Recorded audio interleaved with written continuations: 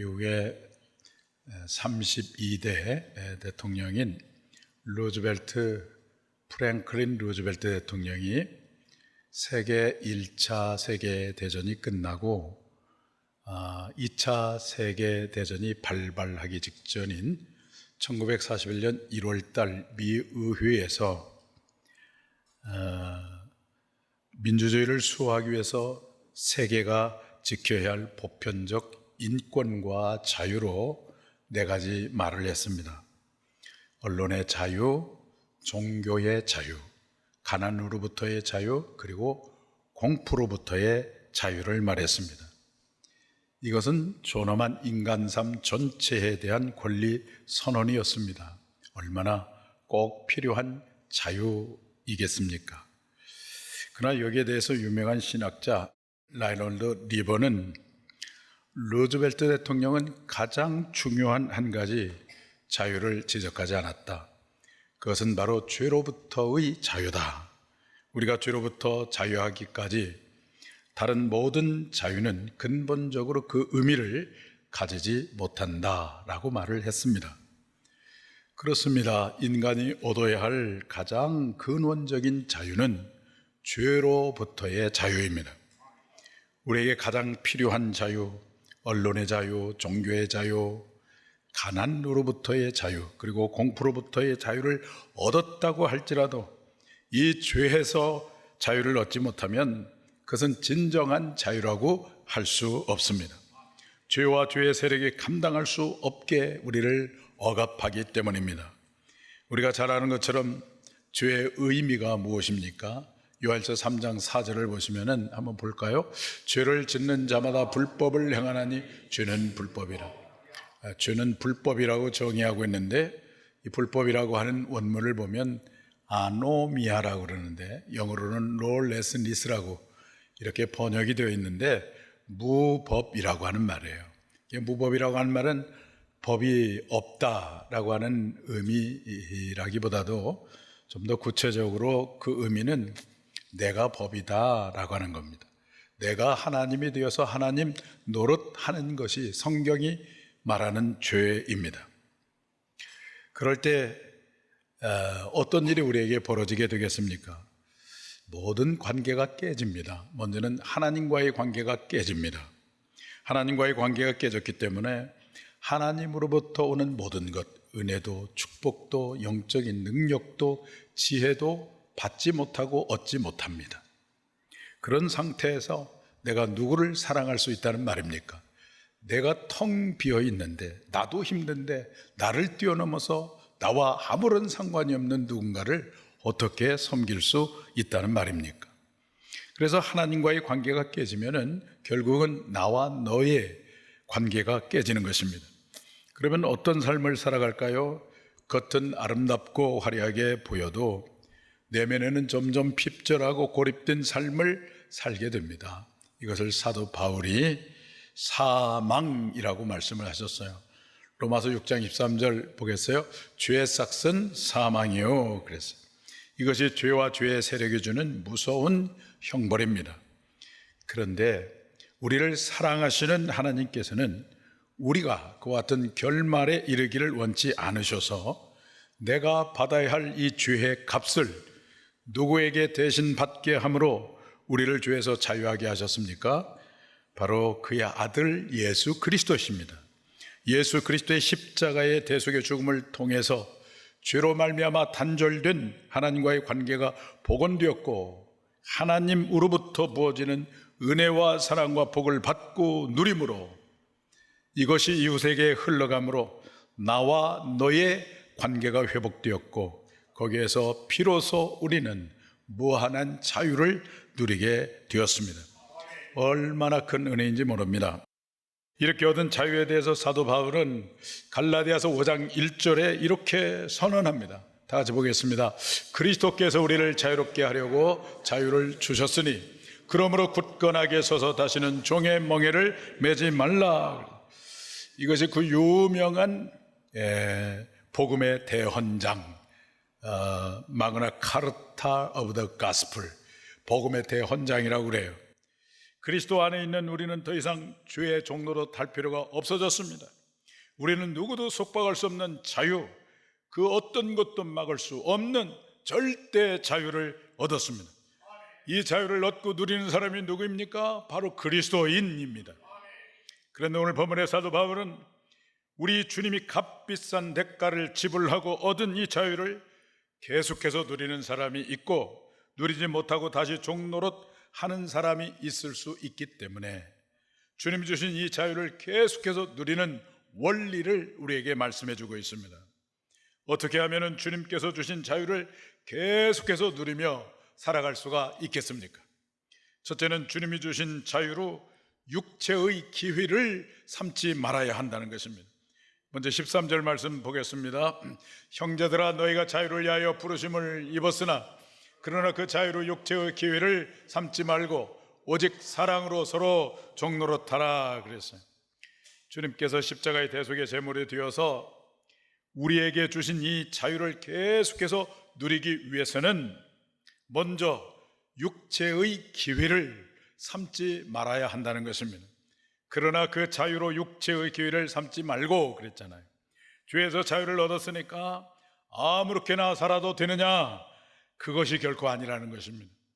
사실 바울이 율법주의자들에게 비난받은 것은 마치 바울이 자유를 얻었다고 하니까 육체가 원하는 것을 다 해도 된다고 가르친다고 하는 오해와 율법을 무시한다는 오해 때문이었습니다. 그러나 바울이 말하는 자유는 결코 육체가 하는 것을 마음대로 하는 것을 의미하지 아니하고 율법을 무시하며 살아도 되는 그 율법주의를 의미하지도 않습니다. 그래서 바울이 큰 소리로 외치고 강조하고 말씀을 하고 있는 거예요. 그러나 그 자유로 육체의 교회를 삼지 말고 그랬어요. 여기서 말하는 육체는 뼈대를 감싸고 있는 살점이 아니라, 영어로 플래시라고 그러는데 플래시가 아니라 우리 인간의 타락한 본성을 말합니다. 영어 성경 리빙 바이블에 보니까 Old sinful nature, 낡은 죄의 본성이라고 말씀하고 있어요. 범죄할 수밖에 없는 그 바탕을 말합니다. 그러니까 그 자유로 육체의 교회를 삼지 말라고 하는 말은 우리가 이제 구원받았고 자유를 얻었으니까 범죄할 수밖에 없는 그 바탕, 즉 옛사람의 본성을 따라 살아가도 된다라고 하는 것을 의미하지 않는다는 거예요. 그러면 안 된다는 것입니다. 많은 사람이 자유를 잘못 해석합니다. 내 육체의 욕망을 따라 하고 싶은 것을 마음대로 하는 것은 결코 자유가 아니라 그것은 방종이고, 그 방종은 결국 또 하나의, 그리고 더 무서운 형태의 속박을 가져옵니다. 그래서 요한복음 8장 34절에 예수님이 이렇게 말씀하셨어요. 다 같이 보겠습니다. 예수께서 대답하시되 진실로 진실로 너에게 이르노니 죄를 범하는 자마다 죄의 종이라 그랬어요. 그런데 사실 우리 주변에 이런 죄의 종들이 얼마나 많이 있습니까? 그들은 큰 소리로 자유를 선언합니다. 자유 연애, 자유 부인, 자유 결혼 등을 외치면서 하나님께서 참된 자유의 복을 누리도록 정해주신 규범과 질서를 철폐합니다. 남편과 아내의 인격적인 관계를 깨트리고 부모와 자식과의 관계를 깨트립니다. 신앙생활도 사람과 성김의 관계로 하는 것이 아니라 자기가 중심이 되어서 편리를 따라서 신앙생활합니다. 그러면 어떤 결과가 오겠습니까? 그들은 그들 자신의 방종적 욕망에 사로잡혀서 또다시 고통과 신음 속에서 살아가게 됩니다. 다윗이 광야에 쫓기면서 삶을 살 때 그는 더욱더 주님 앞에 엎드렸고 기도했고 하나님을 의지했고, 그래서 하나님의 신이 다윗에게 충만히 임했기 때문에 고통 속에서도 자기와 함께 하고 있었던 사람들을 섬기고 사랑하면서 하나님이 주신 무한한 자유를 누리며 살았습니다. 그런데 그가 왕이 되고 이스라엘을 통일시킨 절대 권력을 갖게 되었을 때 하나님이 주신 그 자유를 가지고 육체의 소욕을 쫓아서 삶을 살았어요. 자기의 부하들이 저 적진에나 목숨을 걸고 전쟁을 하고 있는데 다윗은 낮잠을 자고 일어나서 보니까 윗집의 여자가 목욕을 하는 모습이 보였습니다. 그 순간 정욕에 끌려서 그 여인을 범하고 그 죄를 은폐하기 위하여 그의 남편을 적진에 보내서 살해하는 끔찍한 죄를 범했어요. 다윗의 생애를 보면 그때부터 다윗의 생애가 영적으로 타락의 길을 내리막길로 걸어가고 있는 것을 보게 됩니다. 이것이 하나님이 주신 자유를 육체의 기회에 사용한 끔찍한 결과입니다. 사랑하는 성도님들, 주님께서 여러분에게 주신 이 자유를 계속해서 누리기 위하여 주님이 주신 이 자유를 육체의 기회로 삼지 마시고 계속해서 주님이 주신 자유를 누리며 살아가는 여러분 모두가 되기를 축복합니다. 육체의 기회를 삼지 않도록 하기 위해서 영적인 환경이 우리에게 중요합니다. 공동체 중심의 삶을 사는 것이 중요합니다. 믿음의 사람과 영적인 교제를 누리며 살아가는 것이 중요합니다. 기도와 말씀의 삶을 살아가는 것이 중요합니다. 그럼 육체의 기회가 틈을 탈 수가 없잖아요. 그래서 우리가 자유를 계속해서 누리는 것입니다. 이런 축복이 여러분 모두에게 있기를 주님의 이름으로 축원합니다. 어떻게 주님께서 주신 자유를 계속해서 누리며 살아갈 수가 있을까요?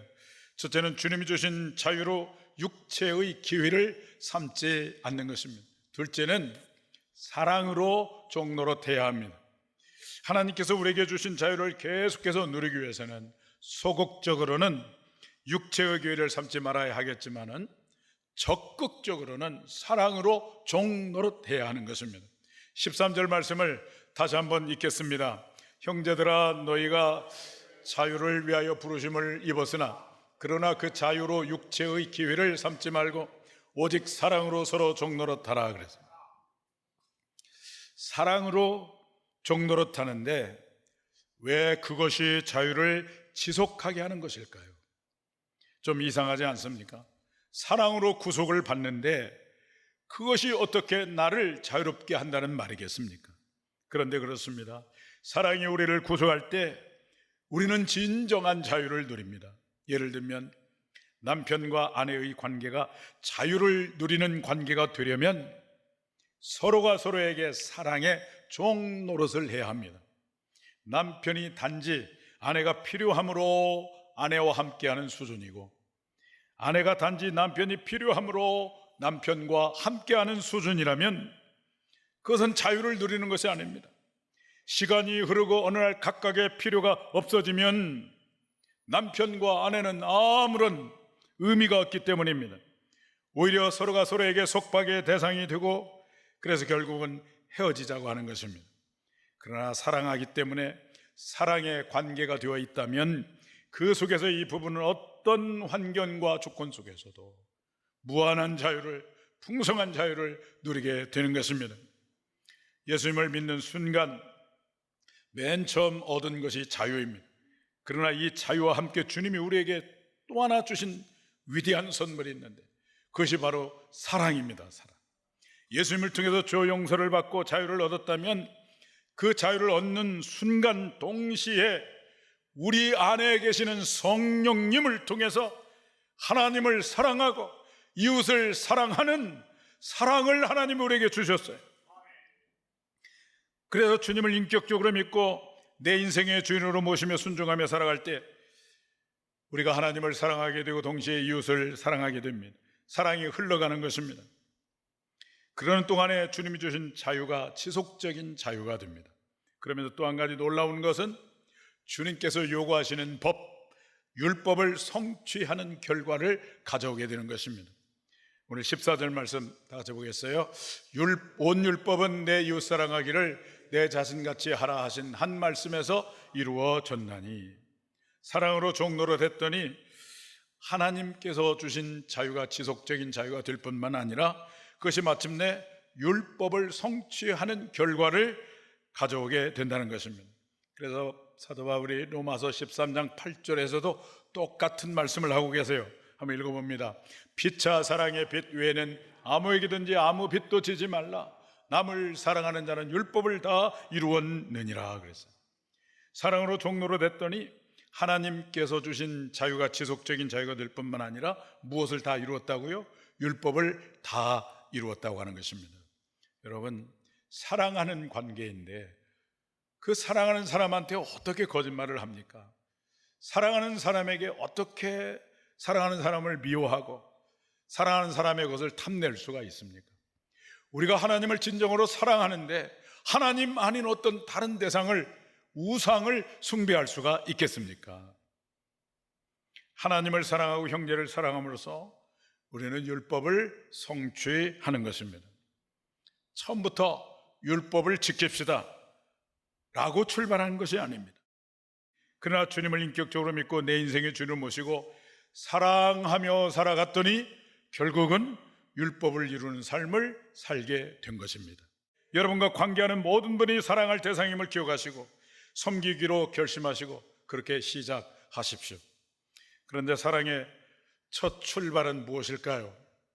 어떻게 그 사랑을 시작할까요? 이렇게 사랑으로 종노릇 하기는 해야 되겠는데, 사랑 그러니까 너무 크게 생각하니까 여러분이 실천을 못하는 거예요. 사랑의 종노릇의 시작은 하나님이 기뻐하는 거 있잖아요. 하나님이 기뻐하는 거, 관계 속에서, 남편과 아내 관계 속에서, 성도와 성도들과의 관계 속에서, 목원과 목원과의 관계 속에서 하나님이 기뻐하는 작은 일을, 지난번에 김정태 집사님 말씀하신 것처럼 하나님이 기뻐하는 작은 일을 지속적으로 하는 거예요. 할렐루야. 그 하나님이 기뻐하는 작은 일을 지속적으로 하면 큰 역사가 일어나게 됩니다. 또 그런 일을 우리가 지속적으로 감당할 때에 하나님이 내게 주신 자유를 빼앗기지 아니하고 그 자유를 계속해서 누리는 축복이 우리에게 주어지는 것입니다. 여러분, 하나님이 기뻐하는 작은 일을 지속적으로 감당해서 사랑의 종 노릇함으로 하나님이 예수 그리스도의 대속의 죽음을 통해서 여러분에게 주셨던 그 자유를 빼앗기지 마시고 계속해서 누리며 살아가는 여러분 모두가 되기를 축원합니다. 어떻게 주님께서 주신 자유를 계속해서 누리며 살아갈 수가 있을까요? 첫째는 주님이 주신 자유를 육체의 기회로 삼지 말아야 합니다. 둘째는 사랑으로 종노릇해야 합니다. 세 번째는 계속적으로 성령님의 통치를 받아야 합니다. 사랑을 키워야 자유가 확대되고 그 자유를 계속해서 누리게 되는데, 주님의 사랑을 키우는 방법이 무엇일까요? 사랑이 더 확대되고 깊어지고 이 사랑을 키우는 방법이 무엇일까요? 그건 나의 힘과 노력으로는 불가능합니다. 내 속에서 주님 십자가의 사랑을 경험하게 하고 그 사랑이 흘러가게 하는 것은 계속적으로 우리가 성령의 지배를 받음으로 이루어지는 것입니다. 그래서 사도 바울은 주님이 주신 자유로 육체의 기회를 삼지 말고 사랑으로 종노릇하라 라고 말씀을 하신 다음에 그 일이 계속적으로 진행되기 위하여 성령을 따라 행하라 이렇게 말씀하셨어요. 16절 말씀 보겠습니다. 내가 이르노니 너희는 성령을 따라 행하라. 그리하면 육체의 욕심을 이루지 아니하리라 그랬어요. 우리 마음속에서 성령님께서 역사하시고 감동하실 때 내 속에서 주님의 십자가의 사랑을 경험하게 됩니다. 여러분, 주님의 사랑을 경험할 수 있기를 축복합니다. 그 사랑이 얼마나 깊고 얼마나 높고 얼마나 높고 얼마나 길은지, 그 하나님의 그 놀라운 사랑을 누가 경험하게 하느냐? 성령님이 경험하게 하시는 거예요. 그러면서 성령님이 오늘 이곳에도 계시고 운행하신다는 것을 인정하는 것에서부터 성령 충만은 시작되는 것입니다. 성령님이 인정하시기를 바랍니다. 그 다음에 성령님을 사모하십시오. 성령 사랑합니다, 환영합니다, 기뻐합니다, 간절히 사모하시고, 그리고 성령님을 구하셔야 되는 것입니다. 우리의 각자의 기도의 자리에서 성령을 구하는 거예요. 믿음으로 구하는 거예요. 그러면 그때 성령님이 오늘 여러분 가운데 임하시고 역사하시고 그리스도의 십자가의 사랑을 경험하게 하시고 그 사랑이 흘러가게 하시고, 그래서 우리로 하여금 기쁨으로 자원하는 마음으로 사랑으로 종노릇하게 함으로 하나님이 우리에게 주신 자유를 우리가 결코 빼앗기지 아니하고 우리는 계속해서 누리게 하는 것입니다. 로마서 5장 5절에 그래서 사도 바울이 이렇게 말씀하셨어요. 한번 읽어봅니다. 소망이 우리를 부끄럽게 하지 아니하면 우리에게 주신 성령으로 말미암아 하나님의 사랑이 우리 마음에 부은 바 됨이니. 그랬어요. 하나님께 하나님께서 우리에게 주신 이 성령으로 말미암아 하나님의 사랑이 부은받는다는 말은 넘치게 된다는 말이죠. 이 사랑을 누가 넘치게 하느냐? 성령님이 넘치게 하는 성령님이. 성령이 임하시면 지식적으로 그리스도의 사랑을 알게 하는 것이 아니라 그 사랑을 경험하게 하고 그 사랑이 넘쳐서 흘러가게 한다는 말씀입니다. 여러분, 내 힘으로는 나를 초월해서 누군가를 섬길 수 없습니다. 그러나 성령이 임하시면 그 성령의 능력으로 능히 나 아닌 누군가를 섬길 수 있고 사랑할 수 있고 기도할 수 있고 축복할 수가 있어요. 그래서 한국에서 편하게 살 수 있지만 성령님이 강력하게 역사하니까 이 편한 터전을 떠나서 저 오지에 가서 선교도 하고 복음도 전하고 학교도 짓고 그런 사람이 있지 않습니까? 성령께서 역사하심으로 말미암아 흘러나오는 사랑으로 남편을, 옛날에 택시를 합석을 했더니 뒤에 계신 아주머니들끼리 얘기하는데 아마 자기 남편에 대해서 얘기를 하고 있었던 것 같아요. 자기 남편이라고 안 하고 그 인간 저 인간 그러는 거야. 자기 남편을 그 인간 저 인간 그래요. 그런데 성령이 충만하면 그리스도의 사랑이 흘러넘치니까 남편을 그 인간이라고 하지 아니하고 남편을 사랑하게 되고 섬기게 되고 아내를 사랑하게 되고 자녀를 축복하게 되고 교회 안에서는 지체들을 섬기고 목장에서 목원들을 서로 세워주는 신앙생활이 될 때에 독생자 예수 그리스도를 십자가의 대속의 제물로 내어주기까지 하면서 우리에게 주신 그 영광스러운 자유, 죄에서, 율법의 짐에서, 그리고 무서운 죄의 형벌에서 벗어나도록 한 그 소중한 자유를 누리게 되는 것입니다. 요즘에 제가 이렇게 가만히 묵상하면서 생각을 해보니까 감사한 것이 많은데 그 중에 하나는 우리 교회를 방문하시는 분들, 새가족들이 좀 밝은 모습으로 교회에 정착하고 표정이 좀 밝은 것 같아서 감사했어요. 이분들이 밝은 모습으로 정착하는 이유가 무엇일까를 생각을 해보았습니다. 우리 성도님들이 한결같이 찾아오시는 분들에게 처음부터 그 새가족들에게 이제 교회에 오셨으니까 이것은 하고 이것은 하지 마십시오. 교회에 왔으니까 이제 술도 끊고 담배도 끊고 교회에 왔으니까 11조도 하고 헌금 생활도 하십시오. 이렇게 율법적 짐을 지어줬다고 한다면 아마 그분들이 정착하기 어려웠을 것이고 표정도 밝지 않았을 것입니다. 우리의 새가족 반원들이나 장로님들이나 목자 목녀들이 성령 충만한 가운데 아낌없이 일방적으로 사랑하고 섬겼기 때문에 그분들이 정착도 잘하고 표정도 밝았을 것으로 생각이 되어집니다.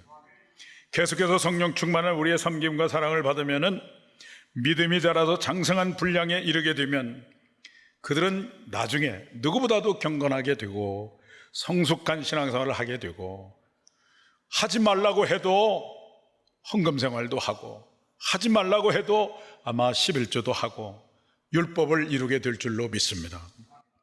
날마다 성령님을 사모하시고 갈망하시고 성령님의 통치를 받으셔서 사랑이 확대되고 그 사랑이 흘러감으로 주님이 주신 자유를 더 풍성히 누리는 우리 모든 성도님들이 되기를 축복합니다.